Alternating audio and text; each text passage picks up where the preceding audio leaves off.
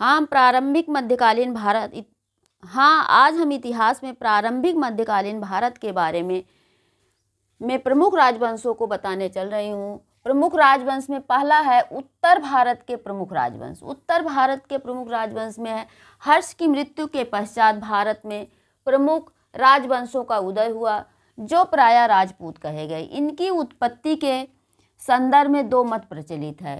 पहला है विदेशी उत्पत्ति के मत।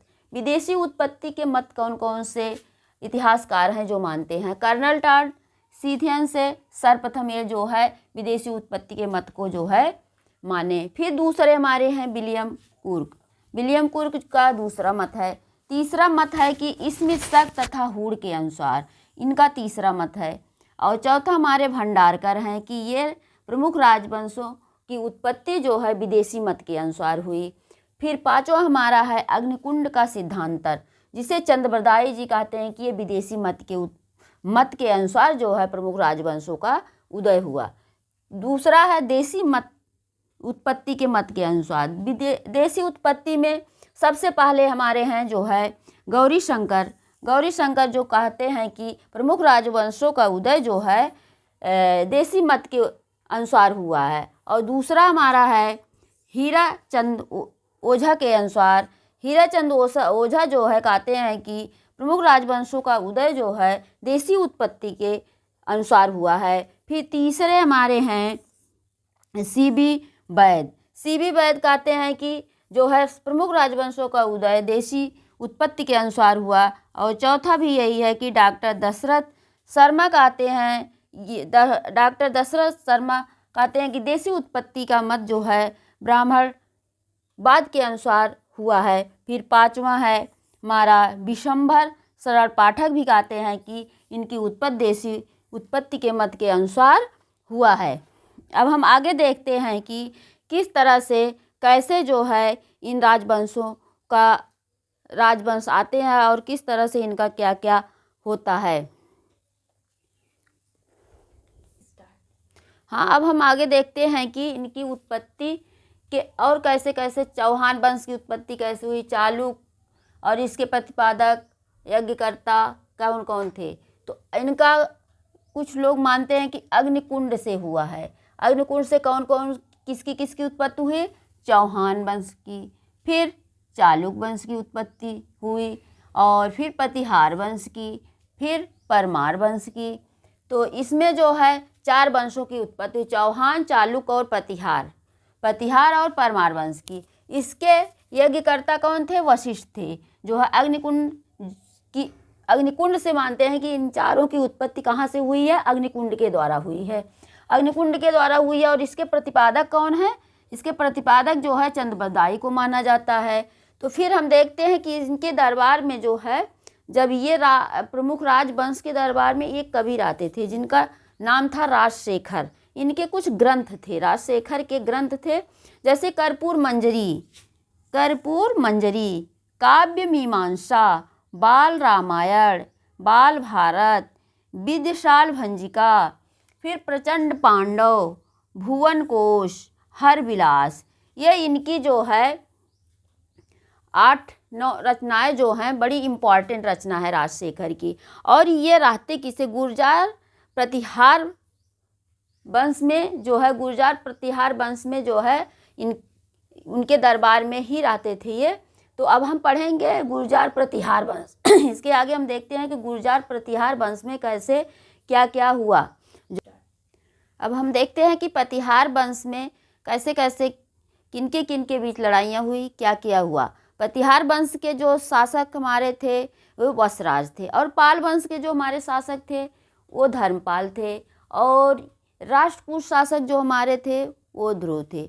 इन तीनों पक्षों में त्रिपक्षी संघर्ष हुआ था।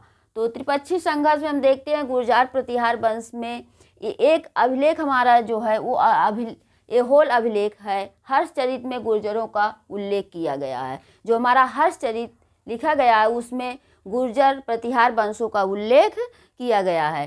फिर हम देखते हैं कि मिहिर भोज के ग्वालियर अभिलेख के अनुसार इस वंश के शासक राम के भाई लक्ष्मण जो थे, लक्ष्मण वंशज होने का दावा करते हैं कि हम राम के भाई लक्ष्मण हैं। मिहिर भोज जो है ये दावा करते हैं।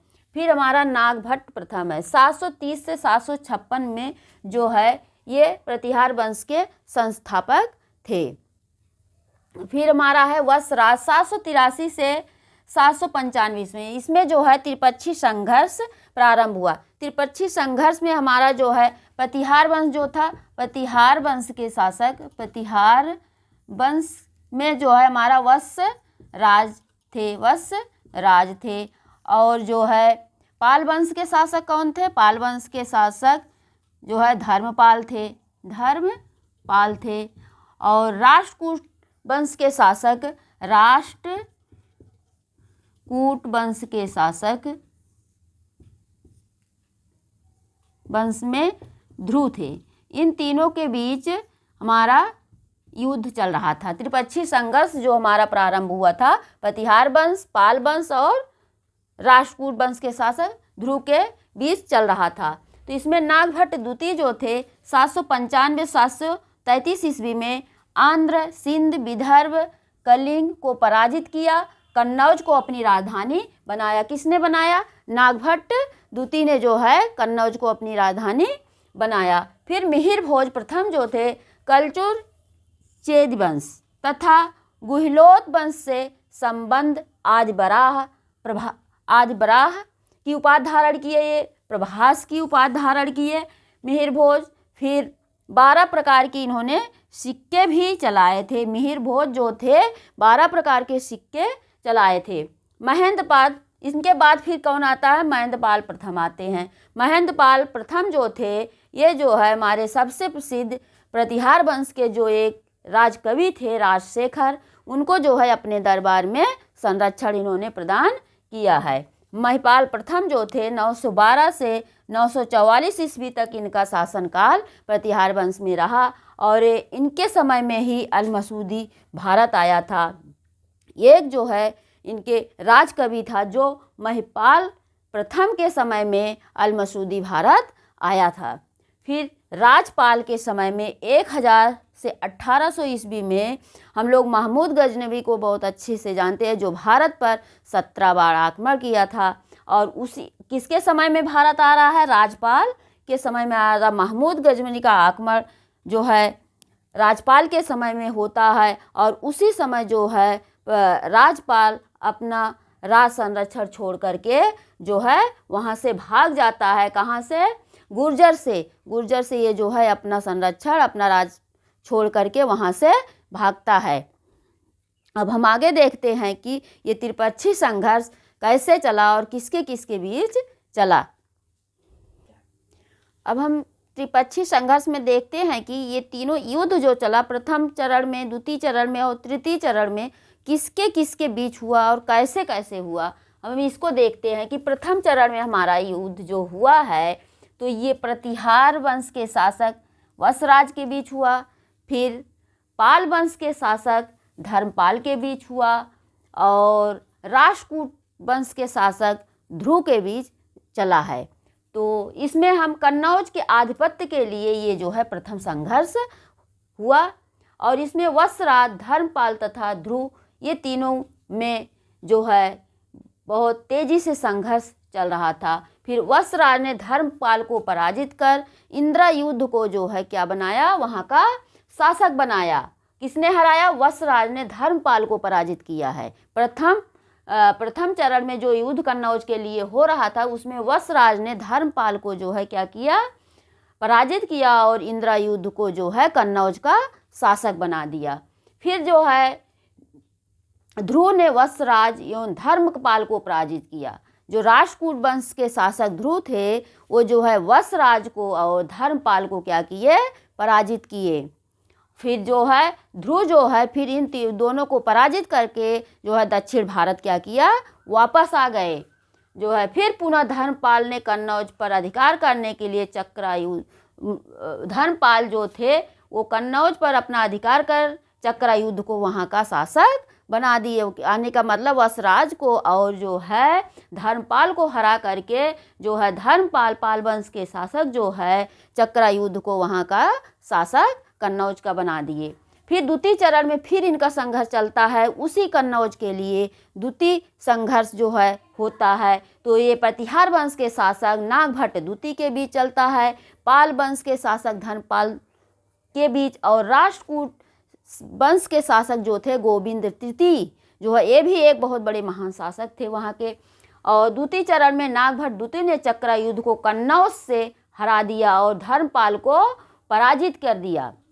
नागभट्ट द्वितीय जो थे चक्रा युद्ध को कन्नौज से क्या किए, कन्नौज के शासक बनाए थे उनको, और वहाँ से चक्रा युद्ध को क्या किए, अब हटा दिए। और वहाँ धर्मपाल को भी जो है कन्नौज में जो वहाँ शासक बन के बैठे थे उनको भी जो है क्या किए, हरा दिए। फिर जो है गोविंद तृतीय ने नागभट्ट द्वितीय को पराजित किया। किसने किया, गोविंद तृतीय ने। गोविंद तृतीय कौन था, राष्ट्रकूट वंश का शासक था, जो है राष्ट्रकूट वंश का शासक। तो इसने जो है धर्मपाल को हरा दिया और चक्रा युद्ध को उसकी अधीनता क्या करनी पड़ी, स्वीकार करनी पड़ी।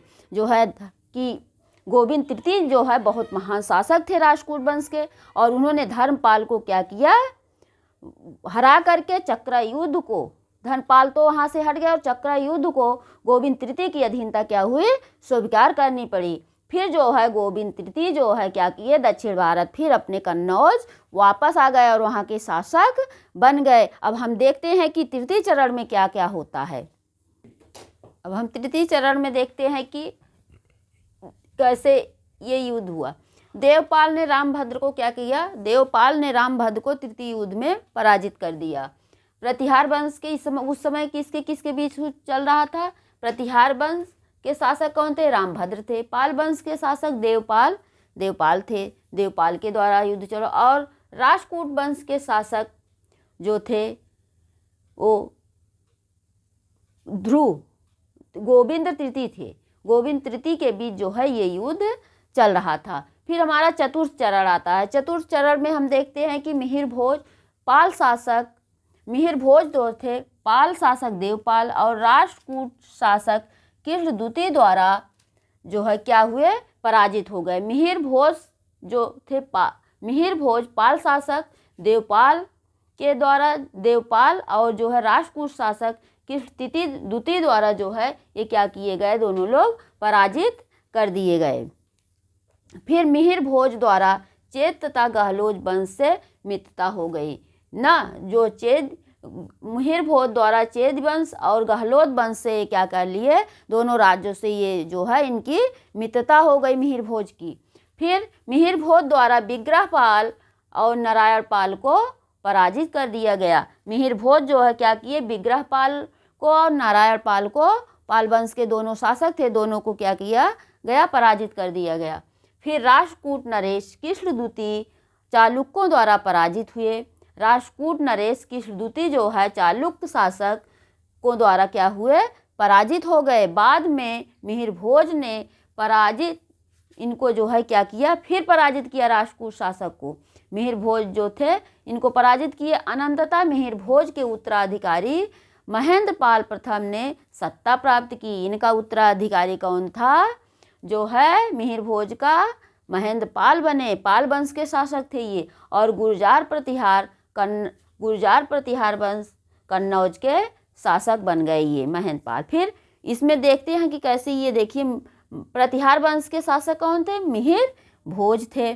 फिर पाल वंश के शासक देवपाल और विग्रहपाल थे।